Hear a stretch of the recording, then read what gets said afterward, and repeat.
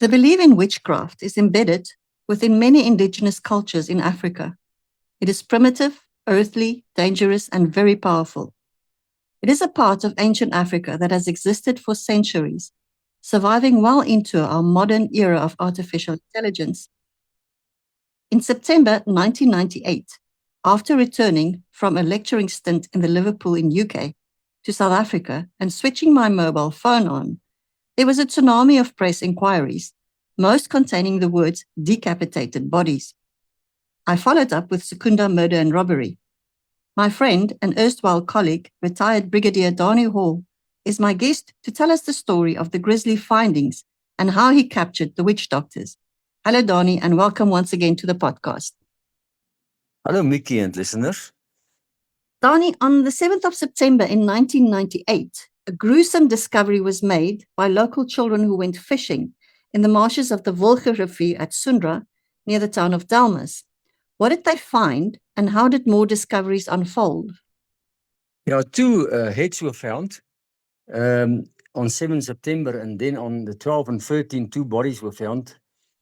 On 14 September, another decapitated head was found, as well as another headless body. So these bodies were found in the area of Sundra and Delmas. Okay, and the bodies would be needed to be identified. So how was this process complicated? Yeah, Mickey, we had to do a facial reconstruction of the three heads that we found. So we had the head of a male, and the female and the child, and we had to do that.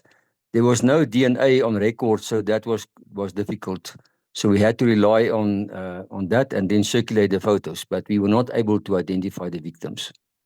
And I'm sure they were very decomposed. I've found bodies in water, and I mean the skin is slippery. It's really messy. Yeah, it's very difficult to identify decomposed bodies. Also, we suspected that they might have come from Zimbabwe, because the one guy was actually wearing a Zimbabwean T-shirt. So we thought they were from neighboring countries. So in your case, there were 4 victims in total. But in April that same year, earlier, a similar discovery was made of the head near Harrismith in Kwakwa, where the body was found on one side and the head was found on the other side. Was that ever linked to your case or not? Mickey, no, that case was not linked to our case. There was a body found in Harrismith, but it's not linked to our case. Okay. My first question, obviously, when I landed and we hear about bodies and etc., was, are we dealing with a serial killer or with what we call a muti murderer? So what was your conclusion? Mickey, looking at the evidence that we had, the necks of all the bodies were missing. So we then look at all the facts, and we, after also involving your office, we came to the conclusion that the motive was muti. So we regarded it as a muti murder. Yeah, I think we should just explain to our audience. Nyangas and Sangomas are traditional healers who mainly use plant and animal products to make medicine or potions for healing physical and psychological ailments. But a few of these traditional healers are witch doctors as well, and they use human body parts in their concoctions. Now, in traditional African cultures, some believe that an individual's misfortune or success is brought on by witchcraft. A person who experiences tremendous success, either exceptionally good harvest or even successful in a business venture, can be suspected of having used witchcraft in the form of muti to secure the success. So this person could have consulted a witch doctor who would have used human body parts to concoct the muti. So who is usually involved in securing such body parts? Body parts may be harvested by witch doctors, the client, or somebody that is paid by the witch doctor to assist him. Okay, so there's money involved. There's money involved. Yeah, which doesn't make it a real serial killer, because a real serial killer doesn't do it for money. There's a deep subconscious motivation. Okay. I also remember us visiting and consulting some of the local Sangomas to try and get the leads, but they were very reluctant to give us any information. Yes, they fear, Mickey, so they are afraid. So the Sangomas and the local communities do not normally talk. They are very scared of witchcraft and black magic. So it's sometimes very difficult to get information about these crimes. And yet you caught them. There's an amazing story about how you caught these guys about a year later. Tell us what happened. A year after the first incident, another body of a woman was found in that area in the millie field. And yeah, we were called to the scene. And luckily, the scene was not contaminated at any stage. So we also involved the forensic lab to assist us. And then they also came to the scene. And then we found near the scene, there was some empty beer cans, and there was also cigarette butts. But you could see the cigarette butts were still fresh.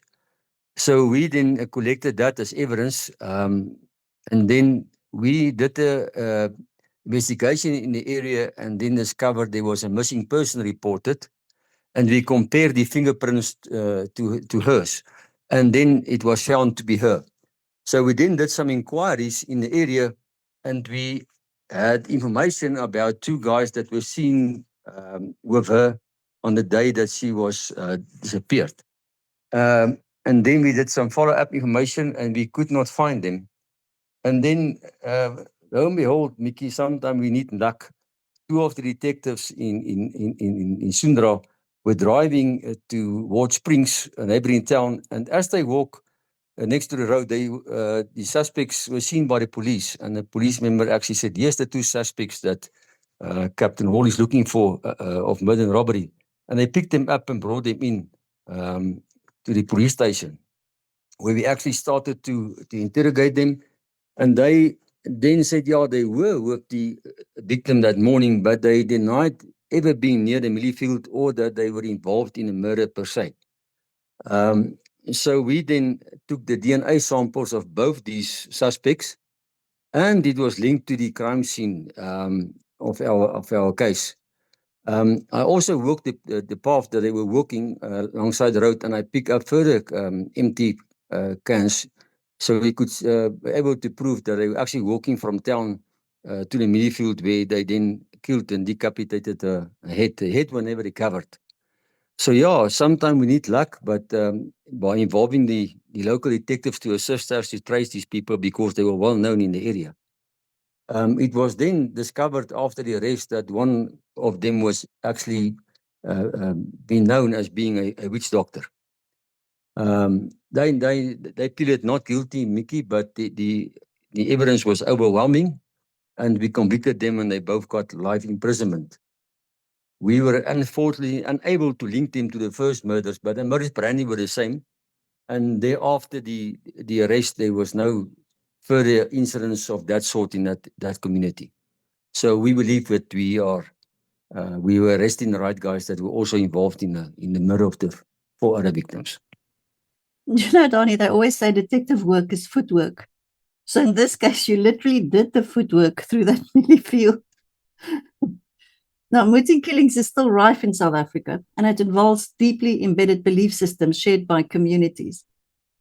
Thank you all for listening to our podcast, and please subscribe to our paid channel for the in-depth analysis of our topics on psychological profiling.